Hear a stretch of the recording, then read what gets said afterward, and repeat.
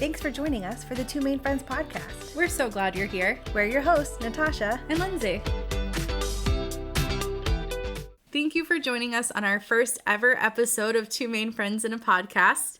This has been about 2 years in the making of conversations around we should do a podcast. Yeah, and it was really birthed out of the idea that there's some really valuable conversations to be had about friendship as an adult, because so much of being an adult is hard, and that includes friendship. Yeah, a lot of our conversations have been, I wish I had known then what I know now when I was a teenager, when I was in my 20s, in my early 30s, and now for me, reaching almost 40 years old, I appreciate the value of the friendships that I have in my life and the conversations that we've had over the years.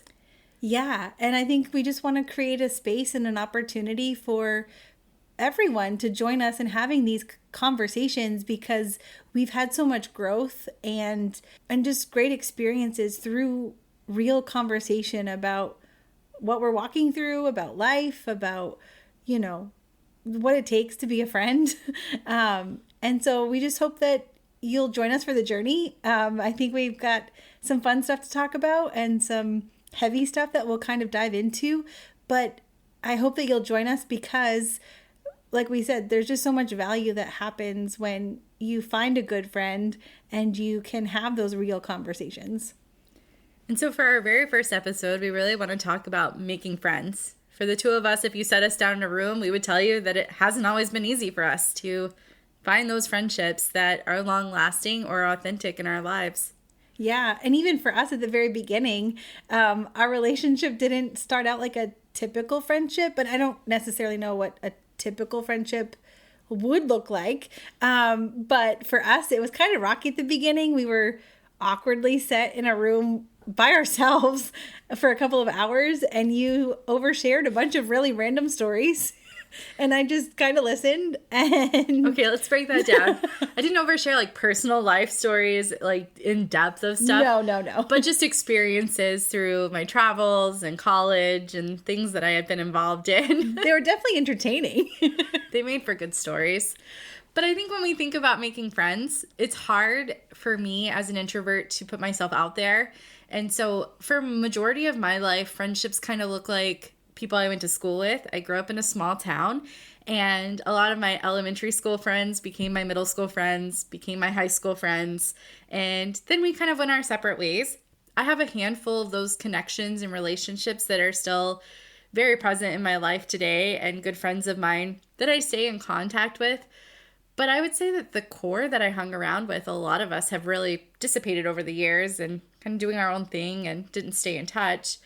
And then my college years, I moved from Florida to New Hampshire, and it was kind of the same thing. I was thrown into this group of people, and I made some really good friendships during that time, and some of them were for a season of my life, and some of them are still close. And then our friendship, like you said, started off kind of rocky, thrown into a room together, and we didn't even really become friends until 5-6 months later. Or more, 8 months later, actually.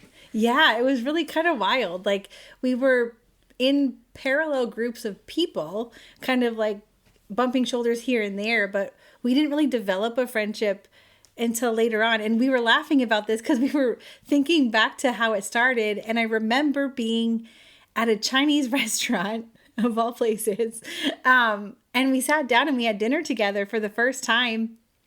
And we talked for over 3 hours, and we didn't realize how late it was until the waitress came over and she was like, excuse me, we're closing. And we were like, what? But we also don't remember how that even came to be, because I don't remember if you asked me or if I asked you or how that went down. I have no memory of it. What I remember is obviously the night in the nursery, and we were just hanging out, put together by chance, and then you moving to the area months later and joining me in Club 56. We ran a ministry group for 5th and 6th graders. Which was amazing. We had the best time. And any week, we didn't really know what was going to be thrown at us, but we just worked really well together. And I was really thankful for that, because we didn't know what to expect, right? Like we just kind of went with the flow, but you were always just like a great teammate to have. Yeah, but we weren't really friends. We just kind of met, did our little planning session, and moved on and did the week. And sometimes our planning session, I think, was the day off too. Like, oh yeah, like hours before they showed up. Yeah. Like we're setting up the room and we're like, so did you want to do this tonight? Oh yeah, sure, that sounds great. I was so go with the flow in that season of my life. Whatever you wanted, you got it. And I was kind of nervous because I didn't want to feel like I was like taking charge, like bulldozing you over. But you were always just so like, oh, that's cool. Yeah, whatever. It was fine. And then I moved away, and that's really when our friendship really exploded. So we had our 3-hour Chinese session. What is a Chinese session? Okay, so it was the Chinese buffet. It was so good. And we just sat and talked for 3 hours and got to know each other. And then, obviously we still did the ministry life together, and I don't even remember what hanging out after that point looked like. I know that we did that, and I know that we still work together closely and volunteer closely, but I have no real recollection of our friendship really developing until I moved away. And we started a long distance friendship, and that's kind of how the making of our friendship happened. Which is so outside the box, right? And I think that it's worth saying that sometimes friendship doesn't look like the box that we think it should fit in, because nothing about how our friendship started, from what we can remember anyway, looks like a certain formula, right? Like when we're kids, it's so easy because if you're playing on the playground and your favorite color is blue and my favorite color is blue, great, we're going to be best friends for life. And you run off and you start playing on the playground and everything's great. But as adults, it's a little bit more complicated. And I think it's just great. And it also is good to give permission to say, it's okay if it doesn't look like it's supposed to, or it doesn't fit inside a box that we think it needs to fit in. Absolutely. I agree with you on, the childhood friendships versus adult friendships. I can think back to 3 significant friends that I've had in my life outside of our friendship. 2 of them were childhood best friends. One I met when I was in Girl Scouts. We've known each other for 30 plus years. The other one I met playing softball, also have known her for 25, 30 years of our friendships together. And we are still connected, and we still talk, and we share stories. They share about their kids growing up. And then I have a friend that when I moved to New Hampshire, we were basically told, you 2 are 2 peas in a pod. You're going to get along great. And we did. And we were basically the same person. Just she lived in New Hampshire, Maine for for all of her life. And I lived in Florida. And ironically, we've switched. I'm in New England. She's in Florida. So that is pretty weird. but those are my, at the time, significant friendships. But what all 3 of those have in common is that we were in school or in a program. We were in some community type atmosphere where it was easy because we were just there doing the same things. So it was easy to be friends. And as adults, that's not always the case because we're thrown in 500 different directions. We're working our jobs. If we're married, we're living our families. If we're dating, we're trying to cultivate this relationship. And if we're not doing any of the above, and maybe we are just trying to figure out the next steps in life, we're throwing ourselves at that too. Yeah. And I think that, no matter what season you're in, it looks different every time. Like, I don't know that any of my relationships have started the same way. And, for me, I hid a lot. So I didn't put myself out there to have a lot of friendships that were deep, and because I was scared, and it was really hard for me to put myself out there to cultivate those friendships. And that's not to say I didn't have any. They just came with work and with time. But sometimes I did hide behind whether it was what I was doing for my job or whatever, to kind of limit how much access I had to other people. Yeah. And I would say even now it's hard for me to make those new connections. I was just telling one of my coworkers the other day, we do an annual Christmas party every year. And I often find myself sitting in a corner letting people come up to me and talk, but I never put myself out there to be the person to go up to you and say hello. And I know over the years that people have said to me that I come off a little bit maybe snobbish in that way. That's not my intention as a person ever. I'm just so shy in my real life that it's really hard for me to put myself out there.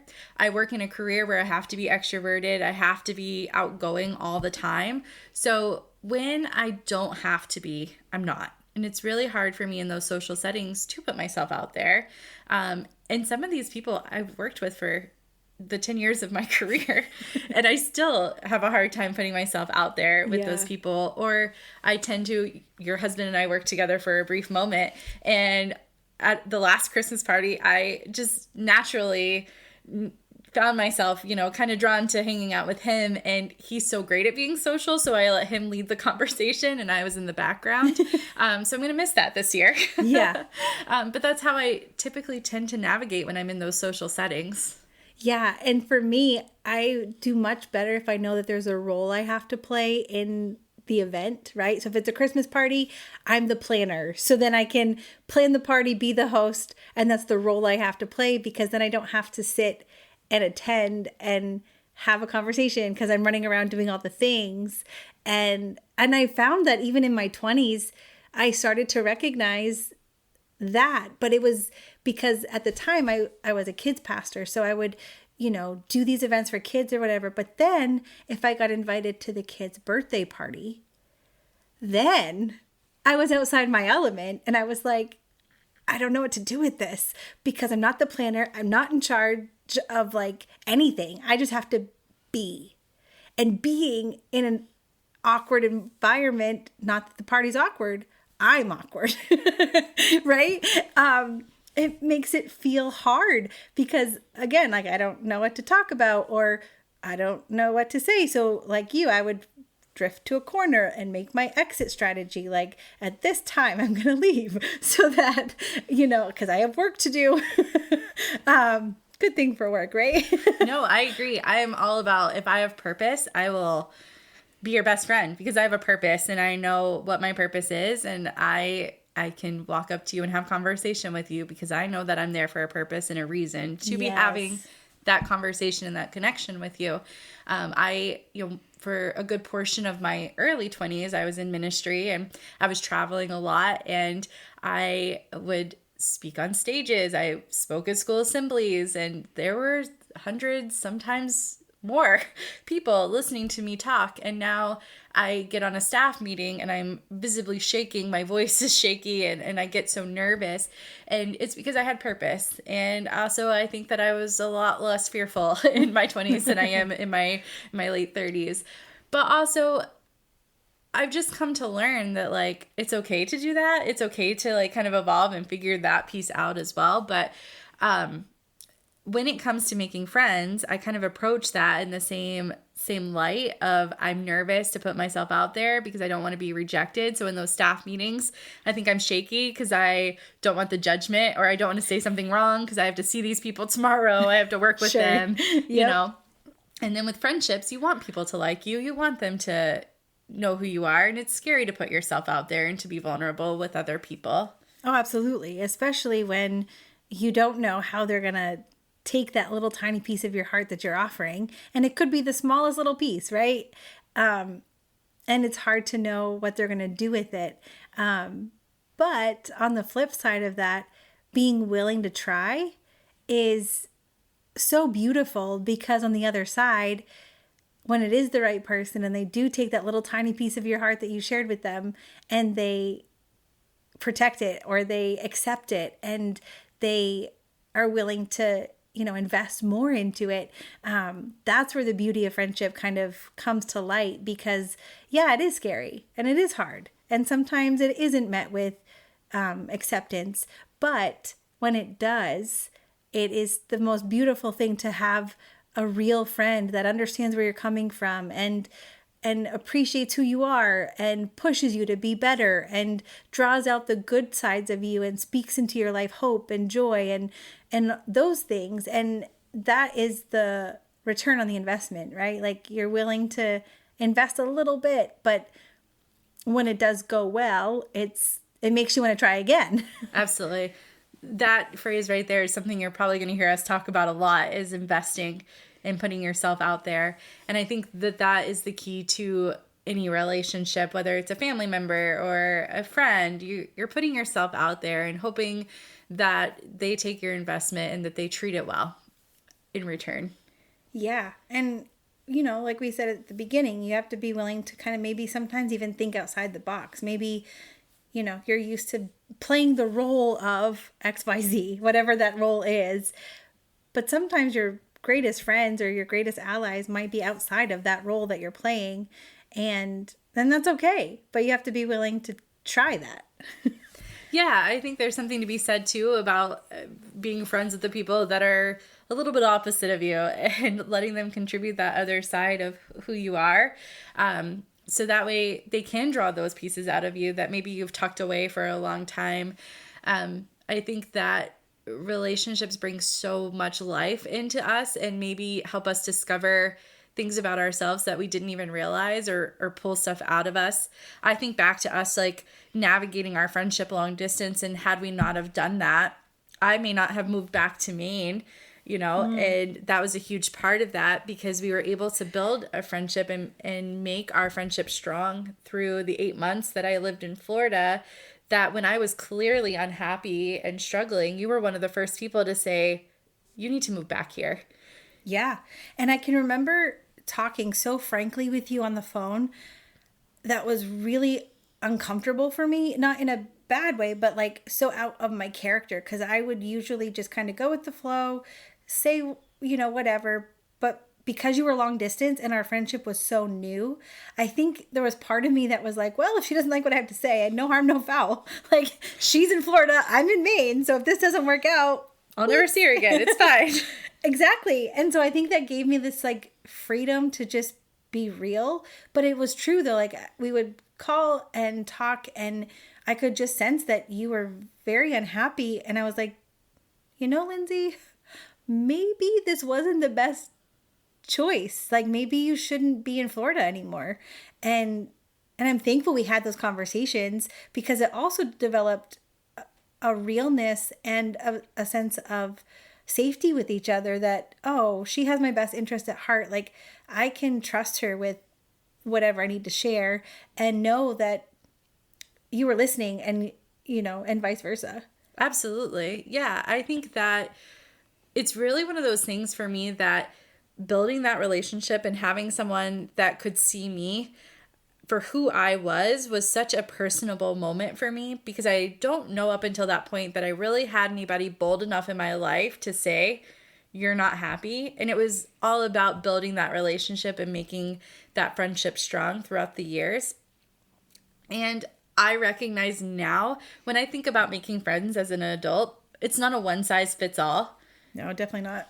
And how do you navigate that when you're trying to put yourself out there? Maybe you've just moved to a new area and you're trying to put yourself out there. Find the activities that you enjoy doing and say hi to someone, or go to the new church. Maybe you're trying to find that place that you belong, or maybe it's taking up a craft night or signing up for classes. For me recently, I have been all about how can I put myself out there. And I signed up for Zumba and did that for a while. And then I took a yoga class at the hospital. And I remember being so nervous sitting in the parking lot and being like, I'm not going inside. I paid $30 for this class, but I am not walking in this door right now. But I made a good connection it was through the chamber of our town. And I just said hi to the person next to me. And now every event that I go to, she makes an effort to come up to me and say hi. And it's not a long-lasting friendship that I will have for the rest of my life, but it's a connection that I have.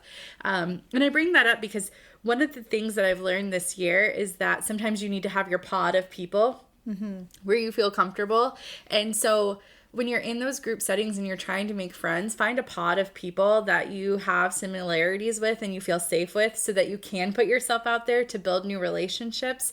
Because if you're anything like me, when you're introverted, it's really hard to put yourself out there, and you want that safe escape to go into. And so let's say, for instance, you and I are at a group outing or a social setting. And maybe you know a lot of people there and I don't. Yeah. And so my opportunity to get to know people is introducing myself and having conversations. And I am not good at small talk. But if I say to you in advance, hey, I'm going to be a little uncomfortable tonight. I'm going to really try hard to put myself out there. Can you be my pod? So when I'm starting to feel overwhelmed and I'm starting to feel a little uncomfortable, can I come and just talk with you and we can have our general conversations, or maybe not even talk at all, but at least I can relax for a minute and not have to feel like I'm overwhelmed by putting myself out there. So now I have my safety net, my pod of a person. And so when you're in those social settings and you're putting yourself out there, find the people that you have similarities with or that you feel comfortable with so that you can start building relationships, branches outside of that, and then see where those relationships go once you're putting yourself out there. Oh, absolutely. And I think,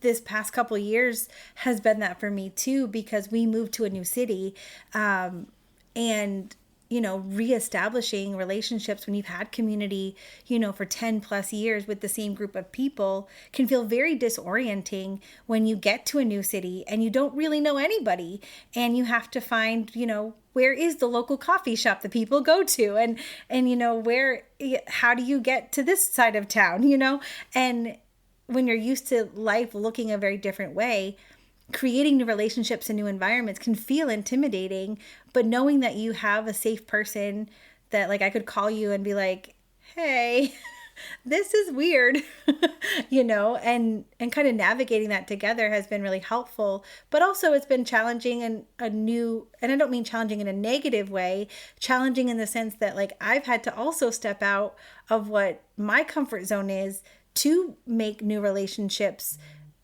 just based on the fact that we live in a new city. And so we're 2 years out now and we do have good relationships. And I find myself a little bit more open to trying new relationships just based on the fact that I don't know anybody around. So sometimes I think the ability to kind of, is it anonymity, right? Where you're anonymous, nobody really knows who you are. So it kind of gives you that, ability to be more forward, maybe, where in most situations you might be less likely to do that.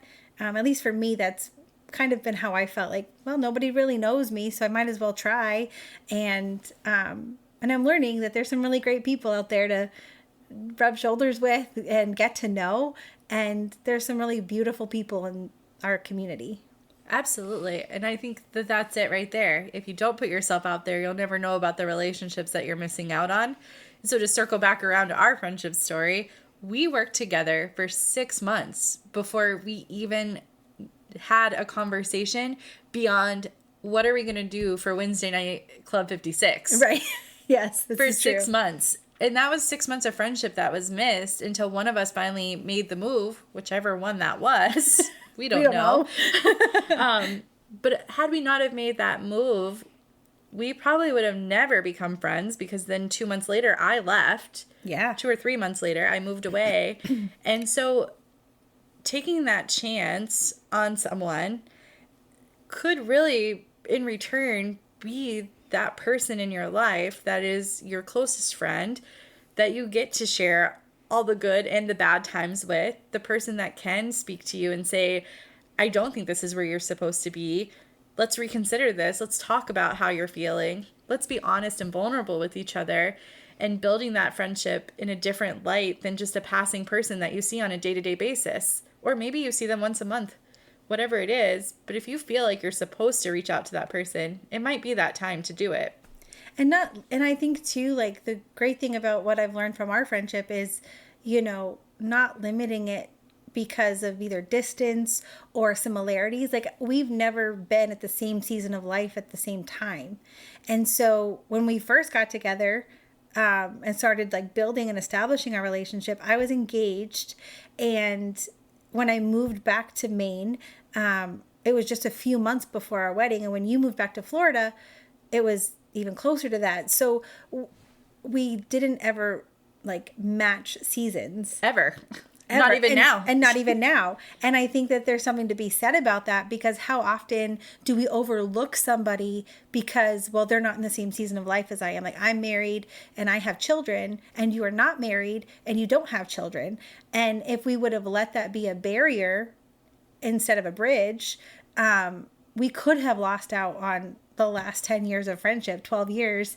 And I think that that's something to be said, because we could be missing out on deep, authentic relationships because we dismiss it before we give it a chance. Yeah, and I think that we have to remind ourselves that just because we're not in the same season doesn't mean that we're not going to have similarities in other areas of our lives. Like, let's remove that you're married, I'm not. Right. I love to play board games, you love to play board games. Yeah. Right? And that's just a minor similarity that we have. We think a lot alike. There's sometimes that we finish each other's sentences, and that's like 10 years, 12 years of friendship that we can fill in the gap for one another. You probably know what I'm thinking 99% of the time just by a look on my face if I'm uncomfortable or not, right? But I think that you're right. If we hadn't have taken that chance, we would have missed out on this great bond that we have now. And it's so easy to be like, well, they're really focused on their career. I've been in my career for 10 years. Okay, but you probably have really great advice about how to navigate working in your career and growing in your career. And just like our differences where you have a family and you're married and I am not married, but should that ever become a season in my life, I have a really good friend that I can look to and say, we're navigating some really rocky waters over here, right? Yeah, and also the value that you've added to our family, right? Like, you've been able to watch my boys grow up, essentially, right? Mm-hmm. Like, you were one of the first people I told when I got pregnant with my oldest son, and you were there in the hospital the day he was born. And I was kidnapped through all of this. She literally, her and her husband pulled me into the car and kidnapped me to tell me that they were having their first child.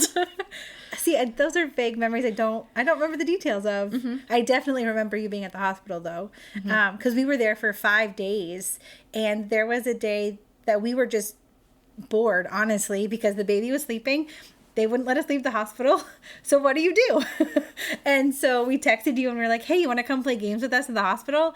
And you did. And those are moments that I treasure. And I'm so grateful that, you know, you were in a season of life to be able to just stop by the hospital because we were there. And I had the time.